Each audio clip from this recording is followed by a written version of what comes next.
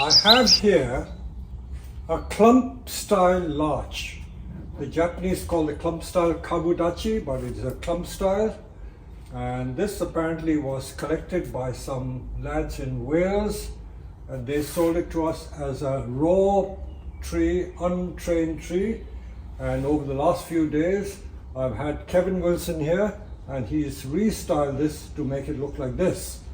So it's growing in a plastic tray while it is being trained, and the roots are well established. I've kept it for about 15 months, 15 or 18 months I think, so the tree is well established. So it's now ready to go in its final pot after styling. Let me go through the process of how to choose the pot. Because it's already in a fairly shallow tray, it makes life quite easy. So I don't need to find a tray that would fit the root mass. The root mass is very compact, so that is a plus point. So how do I go about it? As a general rule, clump style trees, different style trees are suitable for certain types of pots. If it's a single trunk tree, if you just follow me here, Mr. Cameraman, I'll show you a single trunk tree. They are better in these pots which are rectangular or rectangular with rounded edges. That's a trident maple with a thick trunk. So that pot would fit. That juniper also would be quite right in that, although that one could go possibly even in an oval pot. That one could go in a big oval as well. So, but the depth needs to be maintained because it's got a big trunk. When it comes to trees that are multiple stem or Kabudachi style, it's almost like a forest. And forest style or groups are best in oval pots. Now, because this is a single tree, someone might well plant it like this. I usually put it on a turntable, so if you look at this, that is how the ultimate tree would look. I could certainly get it into that pot, and a lot of people would probably die for that pot, but it's not quite right. It's not quite right. Let's try something else. Because we have so many pots of the nursery, we have the pleasure of choosing the pot. These are very nice. It is an old Chinese pot. I can't tell the marks because I can't read the Chinese writing. I have these blocks of wood. These little blocks of wood are very handy for positioning trees. So that is how the tree would look in that pot. So if you look at it from the side, that is a possibility, like that. That would fit because the size is right. As a general rule, the longest dimension of the pot is about 70% of the height of the tree, like that, you see?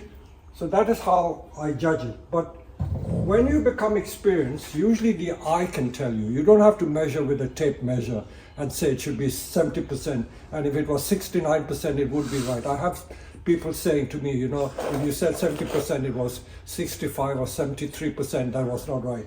You know, you can't be silly like that. Okay, so that would fit. While I'm looking at this pot, let me show you some detail. Let me explain to you how pots are valued and prized. If you look at this pot, because this is its own pot, there's a slight chip there, Pots which are antique and old, with age, they will have some damage, but it doesn't matter. It doesn't really detract from the value of the pots. I often get people who come to my nursery and they say to me, now look at this one. This is a very, very expensive pot. It is a pot that came with a specimen tree, and it came with a Japanese tree. And look at the patina. It is really old. It feels old. It looks old. And if they see a bit of mud on it, he say, oh, that's a used pot. I told them we don't sell second-hand pots. We sell antique pots. So this is an antique pot. It could well be over 100 years old. So now this is a nice oval pot. I did show you that pot. So the rectangular pot was a suitable candidate. Now how about this one? This one being oval, I feel that oval pots suit these Kabudachi style best because it is, as I said, more like a forest style.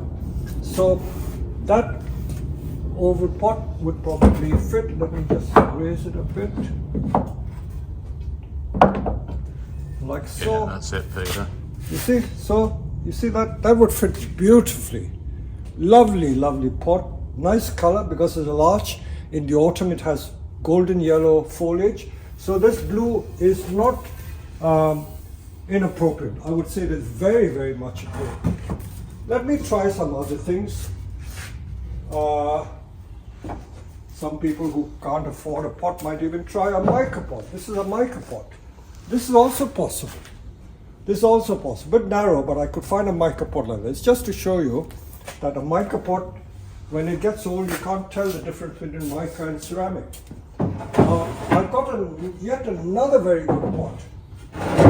This is a very ancient pot, and if you home in close, if you come close and look at the pattern and the crackled glaze on this is a sign of real age. Look at the rim. And look at this. This is age. You cannot fake that. You cannot fake that. So this is very, very nice pot. I'm tempted to use this pot. It's shallow enough, and because the root ball is too big, very compact, it could well get into this pot. So these are the different possibilities. But, oh, I have another pot. This is a very, very valuable Japanese pot. The Japanese label is still there, bit of blue is still there, and I can't read the writing, but when you get pots with these sort of seals, they are valuable. And look at the drainage and tying holes on this. And although it's a used pot, it doesn't mean it's second-hand. In fact, it's a matte glaze with a slight incurve. Good pots are usually incurve. I don't know why, but usually good pots have an incurve so that the tree doesn't escape when they're put in the pot. So that is a very good candidate for this tree. But let me try this other expensive pot to see how it would fit. Nice and subdued color. So that is also possible. That's also possible. Very subdued. So I wonder what I would choose. I really wonder what I would choose. But lo and behold, I have a surprise for you. Surprise, surprise. What is this? This is a resin piece of slate, and this I bought when I went to Holland recently. And look at that. If I put it in that,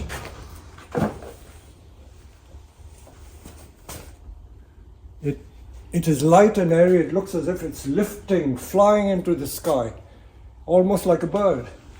So I'm going to take the tree out of that training pot and put it in here and see what it looks like. So bear with me. I'm going to drill holes in this because I like to tie it in, because if I didn't tie it in, it could just slip off. So I'm going to tie this tree in here, and when it's finished, I will show you what this tree would look like. So I will settle for this, because this is what I feel is appropriate for this tree.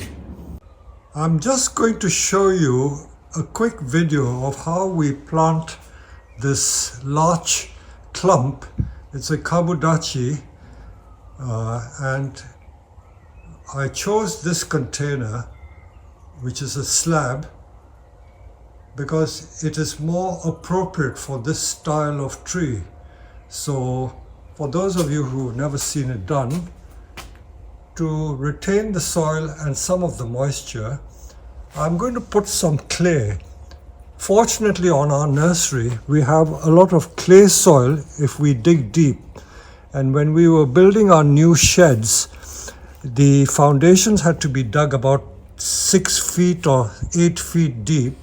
And once you hit that level, we have a lot of clay soil.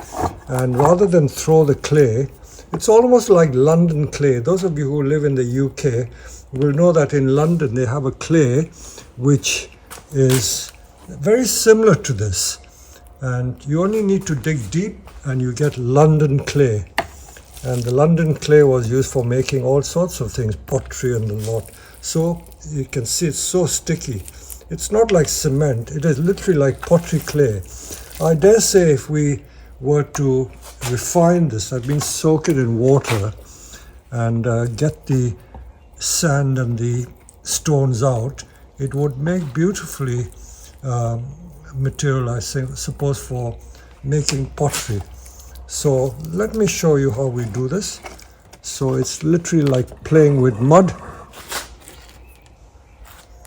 Again, because I'm on my own, I'm holding the camera in one hand with my right hand and then putting the clay with my left hand. Ambidextrous.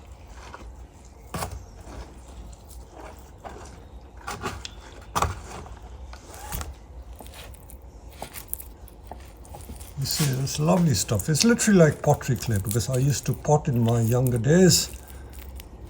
Let me continue doing this. So I'm just smearing the clay and pressing it in. And it feels almost like cement. And it will adhere to the surface quite well. So we are literally making a little wall of clay to hold the soil in. So that's what I did. I will do the other side, and when I've done the other side, I will show you it complete. Let me show you what I've done. It's literally taken only like 5 minutes. I've taken the clay and smeared it on the side to build like a small retaining wall. We call it a bund wall, B-U-N-D, bund wall. So that wall has been put on the two sides. But because this slab is not such a wide one, I'm going to leave the back side open. No harm will come to it.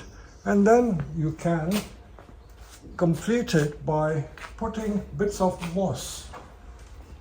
Again, pardon me if I'm filming with one hand and working with the other hand. So if you just hide what you've done by putting the moss on it, you won't even know that you have camouflaged it like this. So that's how you put the moss on. And when I've done the entire wall with moss, I will show it to you again. So let me just show you what some other bonsai enthusiasts do. This is a stone slab, not an artificial one. And this bonsai grower has made a little cement pool or retaining wall with cement. Can you see? And that is what holds the soil in. The cement has come off from that side, but this is what you can do. You can build a little retaining wall to hold the soil and then put the root ball on top of that. I'll show you what I've done in literally 3 or 4 minutes. I've just taken some moss from the paving and just smeared it against the root ball held by the clay. If you are concerned about the moss being knocked off, you can always use what we call a hat pin, just with a bit of bonsai wire, 2 or 3 mil bonsai wire, bend it into a pin shape and you can insert that and hold the moss in. That's another little trick you can learn to do. So hopefully with frequent watering, that entire root ball will get covered in moss and it should look very, very natural indeed. If you wanted to do the whole thing, you can cover the whole root ball with moss, but I haven't got so much moss. It's really just to show you the principle of what you can do using a slab to hold the root ball in place. So there you go. I hope you've enjoyed this.